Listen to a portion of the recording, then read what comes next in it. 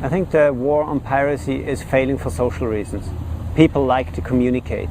People like to share things. People like to transform things. And technology makes it so easy that there's no way of stopping it. The new generation is just copying stuff out of the internet. It's the way they got brought up. They started with Napster or whatever. Music is free to them. They don't consider music being something you pay for. They pay for clothes, they pay for stuff they can touch. Intellectual property is, what the fuck is that? I've never bought a piece of music in my life. We don't think it's illegal because everyone's doing it. We can't really be blamed for just downloading something that's already on the internet. Yeah, people think it's legal because it's like copying like without the copyright or something. If it's a crime, why put it on there? So whether you're using a sort of long lost peer-to-peer system like the original Napster, or you're using Nutella, or you're using BitTorrent, the principle here is that you are actually engaging in internet communication as it was originally designed. You are able to serve content as well as consume. Especially after the Napster lawsuit, we saw an emergence of a lot of more decentralized file sharing services. Computer programs that people could run on their own computers that would make them part of the network without having any one place where there's a master list or a master coordination. What this means is that, in fighting file sharing, the entertainment industry is fighting the fundamental structure of the internet. Short of redesigning and re-engineering either the internet or the devices we use to interact with the internet, there's nothing that Hollywood or Washington or Brussels or Geneva can do anything about. They shattered Napster into millions of little pieces spread across computers all around the globe. And now, if you want to shut it down, you have to track down every single one of them and turn it off. And they just can't do that. They send out letters every month trying to shut down a couple here and there, but it just doesn't work. There are just too many. It's out of the bag now. Once it's that far distributed, it's really going to be hopeless. You can sue people forever. You can sue a handful of college students, university students in the United States. You can sue the investors of Napster in Napster. You can sue the company that provided the software for Kazaa, but it doesn't shut anything down. We recognize and we know that we will never stop piracy. Kazaa lost a big case in the United States in the Supreme Court. Kazaa and Grokster and a set of other companies. So those companies no longer operate, but the network still works. In other words, the interface is still installed on millions of computers and people still use them. Never stop piracy. The music industry, if they want to stop file sharing, there's no central computer for them to go to and shut it down. They have to go all the way to the ends of every wire. They have to snip all the cords across the globe. So when the Pirate Bay got shut down last year and during the raid, Amsterdam Information Exchange, AMSIX, reported that 35% of all the European internet traffic just vanished in a couple of hours. The files have been shared. There's no way back. It's not about shutting down BitTorrent. It would be about confiscating everyone's hard drives. The files are out there. They have been downloaded. They're down. There's no up anymore. They're all down. Never, never, never. There's nobody you can go to and say, shut down the file sharing. The internet's just not built that way. We're surrounded by images. Every day, everywhere. There's nothing you can do about it. But the problem with these images is that they're not yours. People's lives are determined by images that they have no rights to whatsoever. And let's say it's a very unfortunate situation. There's this work of mine that people have described as a series of unattainable women. In fact, it's a series of unattainable images. The one last mission of cinema is to make sure that images are not seen. That's why we have DRM, copy protection, rights management, region coding, all that stuff. But if an image is seen, then it tells you one thing. It's not your image. It's their image. You'll never have me. It's none of your business. Don't copy it, don't modify it, just forget about it. You can't just say, hey, it's just the movies. It is reality. It's a very specific reality of properties.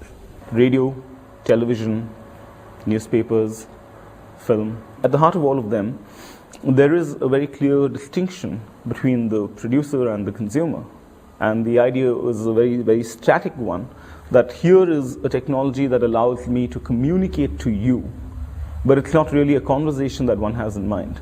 It used to be if you had a radio station or television station or a printing press, you could broadcast your views to a very large number of people at quite a bit of expense and a fairly small percentage of the population was able to do that. The materials were produced by some set of professional commercial producers who then controlled the experience and located individuals at the passive receiving end of the cultural conversation.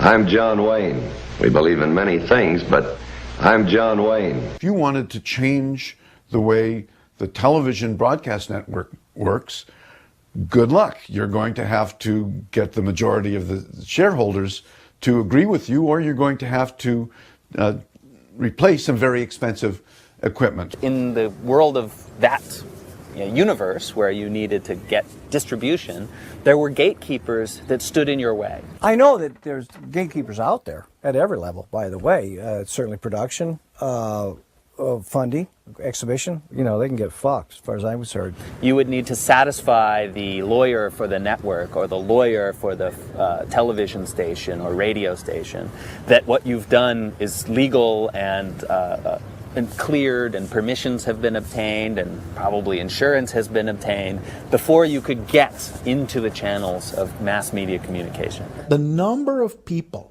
who could actively speak was relatively small, and they were organized around one of the only two models we had in the industrial period to collect enough physical capital necessary to communicate, either the state or the market, usually based on advertising. This is the question that faces us today.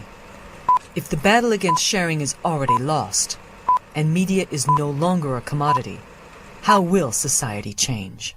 Those whose permission was required are resisting this transition, because control is a good thing to get if you can get it. The control that used to reside in the very making of the artifacts is up for grabs.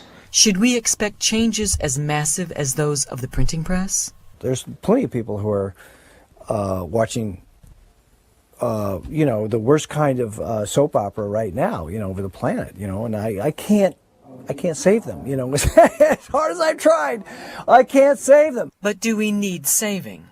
Will there still be a mass-produced and mass-oriented media from which to save us? Music didn't begin with the phonograph, and it won't end with the peer-to-peer network. Chipmunk, circular, fuck it, ice kid, little D, SQP. We up K, we up suits all day long, it's nothing. We up just, we up Nats, everyone. Alright, listen. And I couldn't give a shit if you're older. This younger's way older. Give me 10 years, then I'ma be known as a veteran older. I swear down, I'm staying colder. So don't try and tell me you're older. You can be older, I'll be more music. Mixtape promos, everything's out there. So don't try and tell me I don't do this. The panic of the movie industry and the music industry is that people could actually start to produce, and that file-sharing networks, file-sharing technology enables them to produce stuff. I do this, I'm colder, better than most out older. I take out any that are younger. Listen me, are you dumb? You're an idiot. You'll never get this chip off your shoulder. This kid's colder than you were when you were this age. A whole little contest with this page. Please don't play. While you done said that playtime's over, playtime's over, playtime's over. Since year 6 I've been a playman soldier. Them days were Liverpool and Liverpool G, but now everything is colder. Now it's content roads and everything, mixtape promos, everything. Won't you name your favorite MC? I write the 60, make him look like anything. People have lamented much the death of the author. What we're witnessing now is far beyond. It's the becoming producer of former consumers. And that suggests a new economic model for society. Why? Because I'm going on show. I'm with fast, we never win on show. Like your TV out for the ratings, but my TV out for the dough. In the air that show, hey, what we're going on show. So you put man pay me a bill, no less. I put the vibe to run down the show, no. It's not so much the fact that the Phantom Menace is downloaded 500 times or 600 times.